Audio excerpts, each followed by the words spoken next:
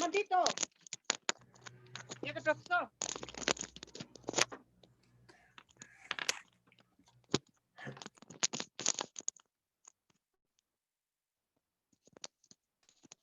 Mueve.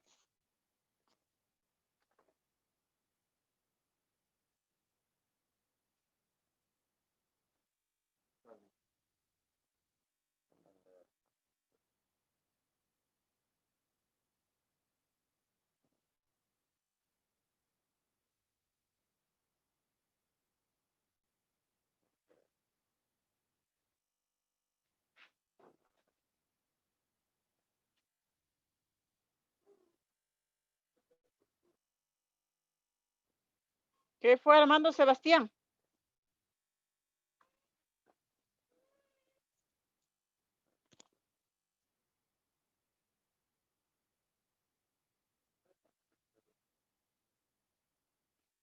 Se ha roto esto, ¿ves?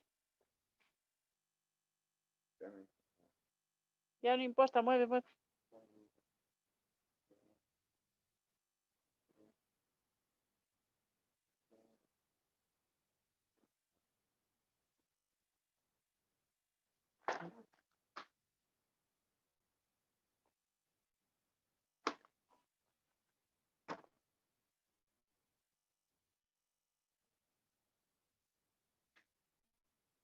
¿Viste tú?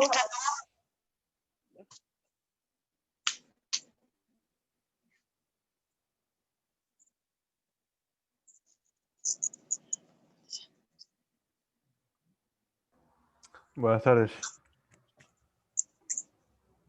El día de hoy, lunes 26 de octubre del 2020, exactamente a las 3:17 de la tarde, vamos a dar inicio a la clase referente a los numerales del artículo 66 de nuestra Constitución de la República del Ecuador.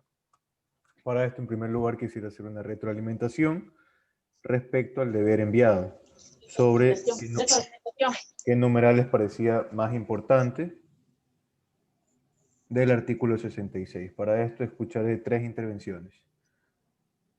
Tenemos, por favor, a Armando Arcos. Sí, buenas tardes. Buenas tardes. Cuéntame sobre el deber. ¿Qué numeral escogió?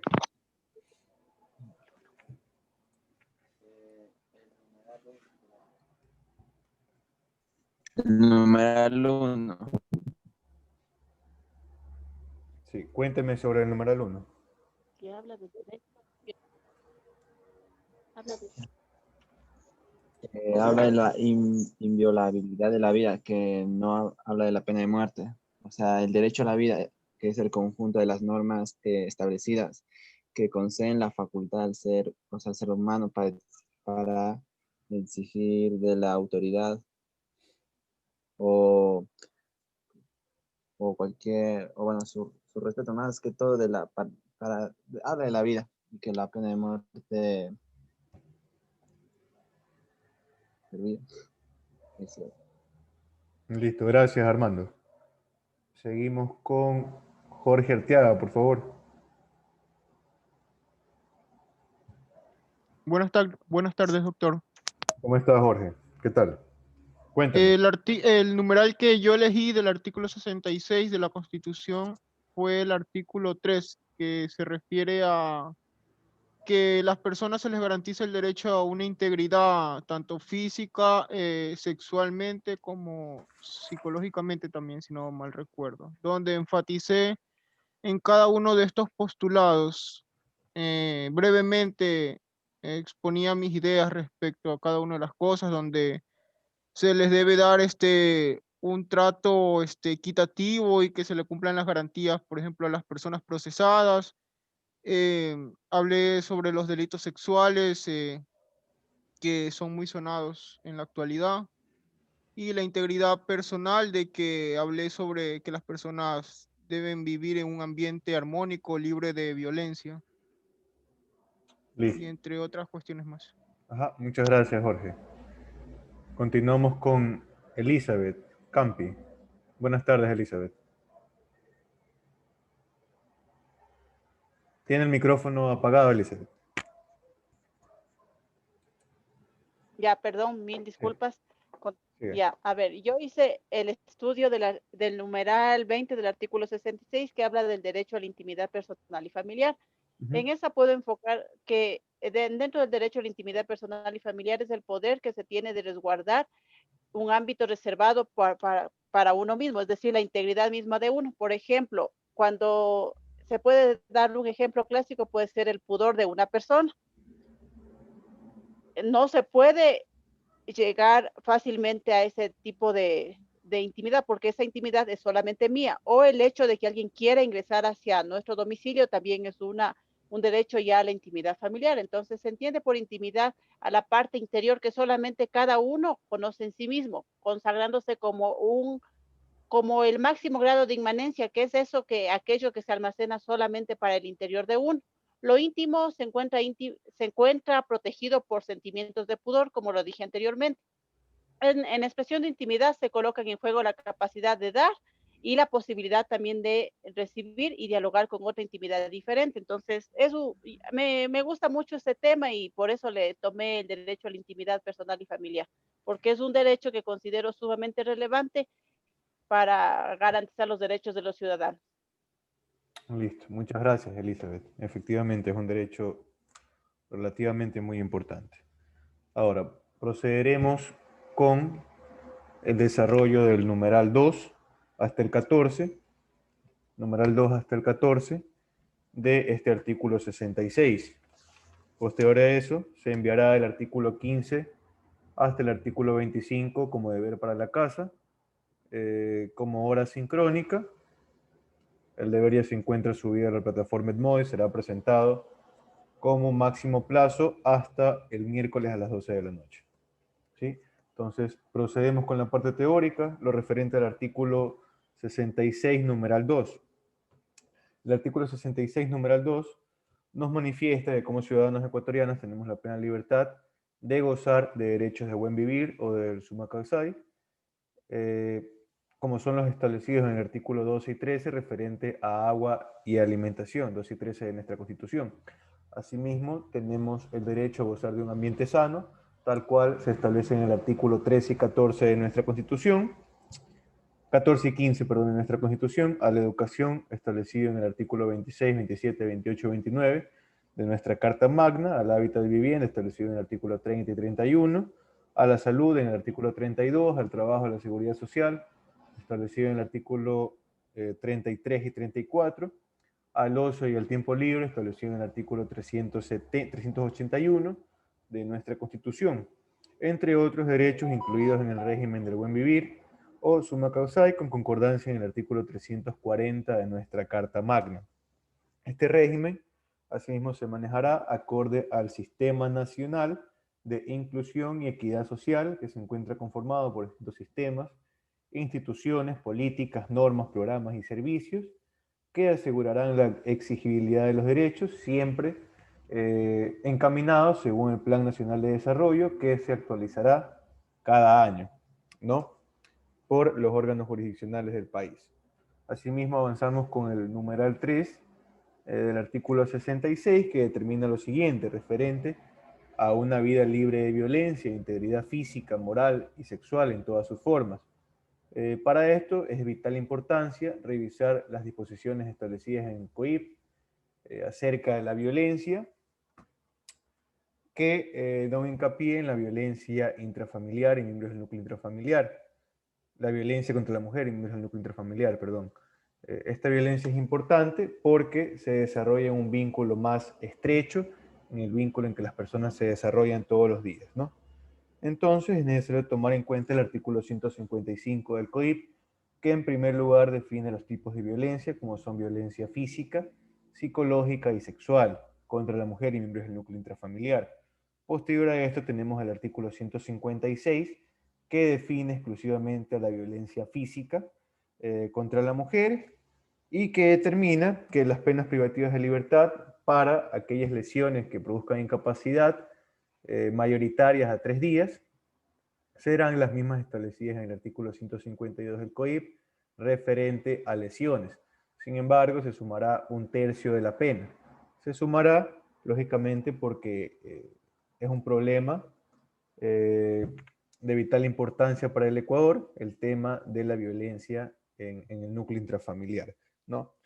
Entonces, si la incapacidad física es de menos de 3 días, se tomará en cuenta únicamente lo establecido en el artículo 396 del COIP como contravención que podrá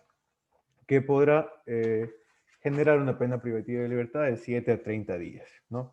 En cuanto a la violencia psicológica, según el artículo 100, si no mal recuerdo, 158 del COIP, se dará cuando se cause un perjuicio de salud mental por actos de perturbación, amenaza, chantaje, manipulación, humillación, aislamiento, vigilancia, hostigamiento, control de creencias, decisiones o acciones. Respecto al numeral 1 del mismo artículo, si se provoca un daño leve a la persona afectada, existirá una pena privativa de libertad de 30 a 60 días únicamente. Si se provoca un daño moderado, que el agresor haga quedar mal o genere cualquier tipo de trauma a la persona afectada dentro de sus vínculos, como pueden ser educativos dentro de la universidad, como pueden ser dentro de su vínculo laboral, dentro de su círculo laboral, perdón, se generará una pena privativa de libertad de 6 meses a 1 año, siempre y cuando se requiera un tratamiento profesional de psicólogo, ¿no? Respecto al numeral 3 de este mismo articulado, tenemos que si el daño es severo, y ni siquiera se podrá subsanar con la ayuda de especialistas, se generará una pena privativa de libertad de 1 a 3 años. Respecto a la violencia sexual contra la mujer o miembros del núcleo familiar, veremos el artículo 158, el tipo penal establecido en el artículo 158, que nos envía directamente o nos tiene como concordancia a los delitos contra la integridad sexual y reproductiva establecidos en el COIP desde el artículo 164 hasta el 175 de esta normativa. Algunos de estos tipos, por ejemplo, son la violación, el acoso sexual, son, por ejemplo, el estupro, el abuso y la inseminación no consentida, ¿no?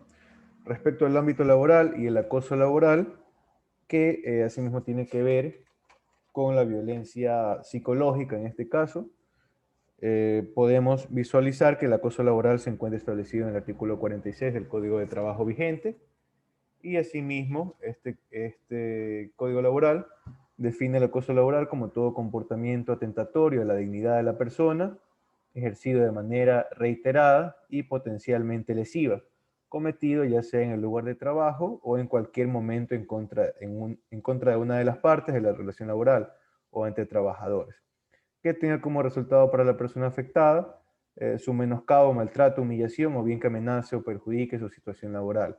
¿Esto qué quiere decir? Que el empleador no solamente podrá afectar a su empleado dentro de las instalaciones del trabajo, sino también podrá hacerlo, por ejemplo, en una cena, en una reunión con los compañeros de trabajo, en el cual humille a su empleador y pueda aprovecharse de su situación de mandato, ¿no? Eso es un acoso laboral.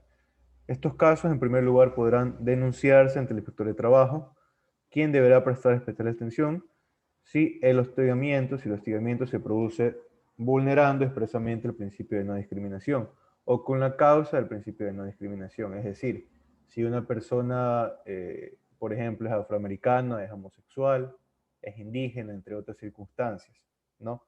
Se deberá prestar especial atención a este tipo de casos. De la misma manera, la OCEP establece artículos sobre el acoso laboral dirigido, lógicamente, a los funcionarios públicos.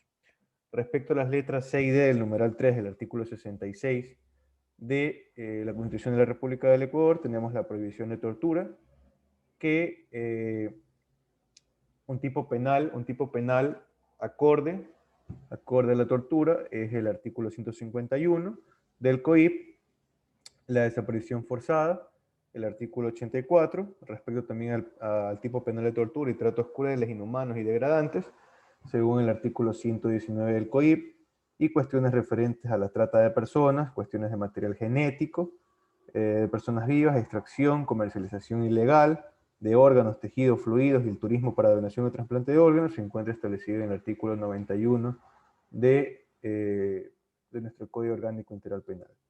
Todos estos tipos penales, lógicamente, han sido creados con el fin de poder proteger aquellos mandatos constitucionales, ¿no?, que estamos revisando en el artículo 66. Respecto al numeral 4, tenemos el principio de no discriminación y el principio de igualdad formal y material. El principio de no discriminación se encuentra establecido en el artículo 11, numeral 2. Ya lo hemos revisado en anteriores clases, por tanto, podremos visualizar lo que es la distinción entre la igualdad formal, o también llamada igualdad ante la ley, y la igualdad material, o también denominada igualdad real. Ambas igualdades, vale la pena recalcar, comparten el mismo enfoque. Sin embargo, sus efectos son totalmente diferentes. Así, la igualdad formal, o también llamada igualdad ante la ley, tiene relación con la garantía de identidad de trato a todas las personas y destinatarios de la norma jurídica. Sin embargo, aquella igualdad material no tiene que ver con cuestiones formales, sino con la real posición social del individuo a quien va a ser aplicada la ley, con el objetivo de evitar injusticias, ¿no? Según la Corte Constitucional del Ecuador, en su sentencia 362 del 16 de septiembre CC, caso 0813, guión 13 EP 151116, página 19, párrafo 3, determina que la igualdad material no solamente incluye que todas las personas sean tratadas como iguales ante la ley, sino que además las personas que se encuentran en una situación diferente sean tratadas en función de esta diferencia. Tal cual sucede, o tal cual se puede establecer este derecho con la acción afirmativa establecida en el artículo 11, numeral 2, en su último apartado. Allí se intenta hacer valer este numeral, ¿no? El término acción afirmativa hace referencia a aquellas actuaciones, medidas legales, administrativas o prácticas dirigidas a reducir o idealmente eliminar o utópicamente eliminar las prácticas discriminatorias en contra de sectores históricamente excluidos, como han sido los afroamericanos, indígenas, homosexuales, entre otros, ¿no?, con el fin de aumentar su verdadera representación social a través de un tratamiento preferencial y de mecanismos de selección expresa y encaminados a estos propósitos. Si hablamos de selección expresa, hablamos, por ejemplo, de la obligación en los trabajos de contratar a personas que tengan cierto porcentaje de discapacidad. Esa es una selección expresa. Y acorde a la acción afirmativa, podremos, por ejemplo, tomar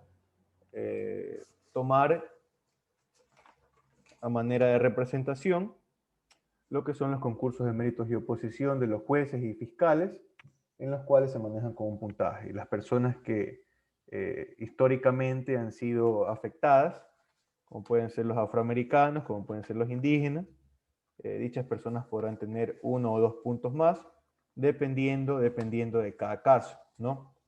Lógicamente en base a la acción afirmativa. Se tomarán también en cuenta otros criterios, como por ejemplo, si son héroes, entre otras circunstancias, ¿no? Respecto al numeral 5 del artículo 66, entendemos que el derecho al libre desarrollo de la personalidad es el derecho que posee todo ser humano de autodeterminarse, diseñar y dirigir su vida según su voluntad, conforme a sus propios propósitos, proyectos de vida, expectativas, intereses, deseos. Entonces entendemos que una persona puede cambiar, por ejemplo, su sexo, su orientación sexual, su afiliación política, las veces que esta persona desea, lógicamente, sin vulnerar los derechos de otra persona. Sin embargo, ¿qué sucede? Cuando una persona quiere expresar sus ideales, no podrá hacerlo afectando a los demás. Ejemplo, un rockero que intente pregonar sus ideales y sus ideales anarquistas, poniéndolo como un ejemplo hipotético. Esta persona busca hacer grafitis en la casa del vecino o en la iglesia de la ciudad. En este caso, lógicamente estará prohibido por la ley, por la norma, ya que no es un libre desarrollo de la personalidad, ya que se encuentra afectando los derechos ajenos, ¿no? Ahora, respecto al numeral 6, acerca de la libertad de expresión, tenemos como base legal lo establecido en el artículo 19 de la Declaración Universal de los Derechos Humanos de 1948, en donde se determina que cada persona será libre de expresarse, incluso hasta de mentir, siempre tomando en cuenta que si las aseveraciones vulneran el derecho a la honra de otra persona, se podrá acudir a los órganos jurisdiccionales competentes con el fin de reparar aquella vulneración de derechos. Dentro de la libertad de expresión también está la libertad de prensa, la cual en nuestro país en cierto momento fue menoscabada con la ley de comunicación, de una manera fraudulenta, vale la pena recalcarlo, ya que la libertad de expresión como derecho debe mantenerse y no más bien como un bien público, ¿no? Proseguimos con el numeral 7. Procedemos a leerlo, que determina el numeral 7. El derecho de toda persona agraviada por informaciones sin pruebas o inexactas emitidas por medios de comunicación social a la correspondiente rectificación, réplica o respuesta en forma inmediata, obligatoria, gratuita, en el mismo espacio u horario, ¿no? Por lo cual entendemos que aquella persona que culpe a otra del cometimiento de un delito sin ningún tipo de fundamento, ni por medio de la interposición de un proceso legal, estará encuadrando dentro del tipo penal establecido en el artículo 182 del COIP de calumnia. Sin embargo, no existirá lugar a responsabilidad penal si el autor de las calumnias se retractare voluntariamente en el mismo espacio en el cual profirió dichas acusaciones, en este caso, dichas falsas acusaciones. De la misma manera, citamos el artículo 396 del COIP, específicamente en su numeral 1, que trata sobre contravenciones de cuarta clase, que determina lo siguiente. Se establecerá una pena privativa de libertad de 7 a 30 días cuando por cualquier medio una persona profiera expresiones en descrédito o deshonra en contra de otra. Lógicamente, la contravención no será punible si las expresiones son recíprocas en el mismo acto o en el mismo momento, ¿no? Veremos entonces el numeral 8, se toma en cuenta la libertad de culto, donde se toma en cuenta la libertad de culto. Para esto es importante citar el artículo 1 de la Constitución de la República del Ecuador, que manifiesta que el Ecuador es un Estado laico, es decir, que carece de credo, que no se encuentra sujeto o influido por una religión. De esto se deviene, por ejemplo, la educación laica, que consiste en que los colegios no enseñen de religiones, se busca erradicar esta circunstancia y que no intenten obligar a los estudiantes a profesar ninguna religión. Asimismo, no se establecerán leyes sobre la religión.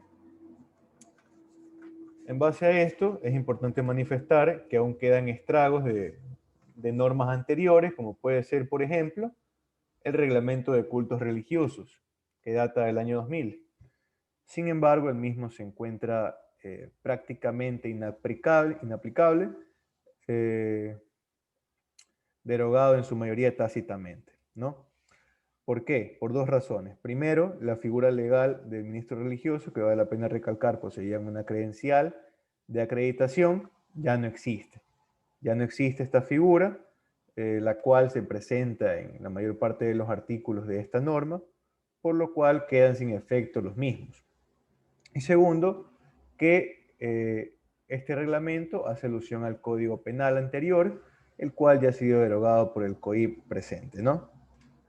En el Ecuador, las iglesias intentaron preparar y certificar a sus propios ministros según el artículo 34 de la ley, del proyecto de ley orgánica de libertad e igualdad religiosa. Sin embargo, dicho proyecto presentado a la Asamblea en el año 2011 no fue aceptado, ya que buscaba brindar una connotación un tanto política a ministros religiosos, yendo en contra del laicismo pregonado en el artículo 1 de la Constitución de la República del Ecuador. Respecto al numeral 9 y 10 de nuestra Constitución, del artículo 66 de nuestra Constitución, tenemos que este artículo se maneja acerca de la sexualidad, orientación sexual y la planificación reproductiva. ¿Qué consiste? Que consiste en que las personas del Ecuador puedan vivir la sexualidad libre de violencia, libre de prejuicios y culpas, y obtener información y acceso a métodos anticonceptivos seguros, eficaces, accesibles y aceptables, así como el acceso a la información y uso, por ejemplo, de métodos anticonceptivos de emergencia como puede ser la pastilla del día después. Por lo que en este caso, gracias a este articulado, la misma se encuentra con venta libre, ¿no? Es decir, el Estado, en virtud de este derecho y en virtud de las normas y políticas públicas, podrá realizar campañas en colegios, medios de comunicación, entrega de anticonceptivos a la sociedad, entre otros, ¿no? Asimismo, pregonará el principio de no discriminación respecto a la orientación sexual a aquellas personas que formen parte o que deseen formar parte de agrupaciones tal cual tenemos al LGBTI, ¿no? Actualmente. El numeral 11 del artículo 66 de nuestra Constitución, referente al derecho a guardar reservas sobre convicciones, significa que nadie puede obligarnos a declarar si somos de izquierda, si somos de derecha, si somos católicos, protestantes, evangelistas, si creemos en Dios, si somos ateos, etc. Este es un derecho personal que tenemos. Por lo tanto, debe ser respetado en todo momento y en todo lugar. Razón por la cual nadie nos podrá discriminar por nuestras convicciones y darnos un tratamiento distinto únicamente por el hecho de pensar de una manera no convencional o una manera diferente al de otra persona. ¿Sí? Respecto al numeral 12 del artículo 66, tenemos la objeción de conciencia. Para esto será necesario citar los criterios del filósofo, abogado, político Joseph Raz, quien define a la objeción de conciencia como una violación de derecho, en virtud de que a la gente le está moralmente prohibido obedecerlo, ya sea en razón de su carácter general o porque se extiende a ciertos casos que no debieran ser cubiertos por él. Entendemos entonces que si una persona no se siente debidamente o con la experticia prudente para realizar determinado trabajo, determinada circunstancia, podrá abstenerse del mismo. Y, por ejemplo, si una persona tiene conflictos morales, conflictos de fe, para no realizar cierto trabajo, no tomar ciertas actitudes, podrá lógicamente evitarlo por medio de la objeción de conciencia. Existen tres tipos predominantes de objeción de conciencia, lo que es la objeción profesional, tenemos la objeción sanitaria y la objeción bélica, ¿no? Primero la objeción profesional. Por ejemplo, quien se rehúse a formar parte de cualquier manera sobre la investigación, fabricación o comercio de armas de guerra por ser un adepto de la paz, en cualquiera de sus formas.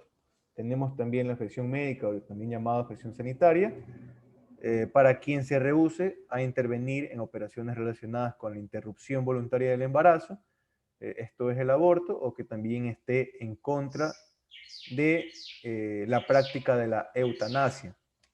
Allí se plasma la contradicción acerca de qué sucedería en el caso de que se dé un aborto legal en el Ecuador, asimismo seguro y gratuito, ¿no? En este caso, las personas que quieran abortar, las mujeres que quieran abortar, irían directamente al seguro, y si los doctores tendrían algún tipo de conflicto respecto a la objeción de conciencia, sería interesante ver qué pasaría en ese tipo de circunstancias, y estaría lógicamente abierto a debate todo este tema, ¿no? También tenemos la objeción al servicio militar, de quien se rehúsa a cumplir la circunscripción o el servicio que se presta siendo soldado durante el término previsto en la ley, de intervenir en cualquier guerra o conflicto bélico o de emplear ciertas armas. Una perfecta película para poder explicar lo que es la objeción al servicio militar, la objeción de conciencia referente a este ámbito, es la película Hasta el último hombre, basada en una historia real y que narra la historia de Desmond II, quien era un hombre de fe y no creía en la violencia. Pero quería aportar en la defensa bélica de su país. Entonces, el desenlace es que, basándose en la objeción de conciencia, él no sostuvo ningún arma, no disparó ni una bala, sin embargo, pudo salvar a más de 75 personas durante la guerra, en su rol de enfermero. Respecto al numeral 13, que trata sobre el derecho de asociación, tenemos preponderantemente dentro de este derecho lo que es el derecho de libertad de asociación sindical, que tiene como concordancia el artículo 326 de nuestra Constitución de la República del Ecuador, que textualmente afirma que las personas sin autorización previa y por su propia voluntad podrán crear sindicatos, podrán crear gremios, asociaciones y otras formas de organización, afiliarse y desafiliarse de las mismas, las veces que estas personas requieran o así deseen. Otra concordancia es el artículo 440 de nuestro Código de Trabajo referente a la asociación sindical. Citamos de la misma manera el artículo 165 referente al estado de excepción establecido en nuestra Constitución de la República del Ecuador, que menciona que la única manera por la cual se pueden suspender distintos derechos, como pueden ser suspender o limitar distintos derechos, como pueden ser inviolabilidad de domicilio, de correspondencia, de libertad de tránsito, de información, y el derecho que estamos viendo actualmente, el cual es el de libertad de asociación y reunión, será cuando se declare el estado de excepción en el país por distintos motivos, como puede ser la agresión, conflicto armado internacional o interno, grave conmoción interna, calamidad pública o desastre natural, tal cual lo vivimos con el tema de COVID hace 2 meses o 1 mes, ¿no? En el numeral 13 del artículo 66 tenemos asimismo la libertad de tránsito, ¿no? Que es la facultad que tiene toda persona de viajar y de mudar su residencia dentro de la República, sin necesidad de carta de seguridad, pasaporte, salvoconducto u otro requisito semejante, a excepción, lógicamente, de que se encuentre el país en un estado de excepción. Cuando se viaja fuera del país, se solicita pasaporte o visa.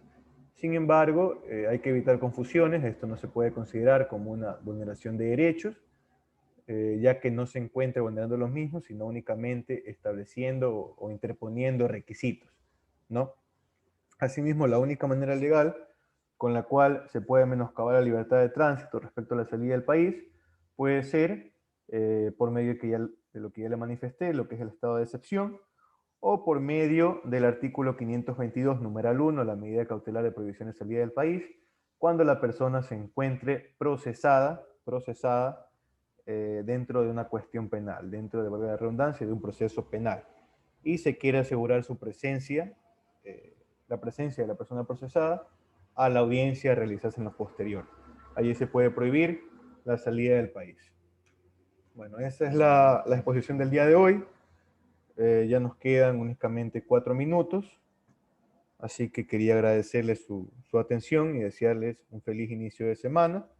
Y si tienen alguna pregunta, bueno, estaré presto a poder atenderla. De lo contrario, si no existe, recordarles que el deber podrá presentarse hasta el miércoles a las 12 de la noche y es referente a los numerales del 15 al 25 de este artículo 66 de nuestra Constitución de la República del Ecuador. Y lógicamente lo revisaremos en la próxima clase y realizaremos una retroalimentación tal cual se hizo el día de hoy. Si no hay preguntas, agradezco la atención prestada. Muchas gracias y hasta el próximo lunes. Hasta luego. Hasta luego. Gracias.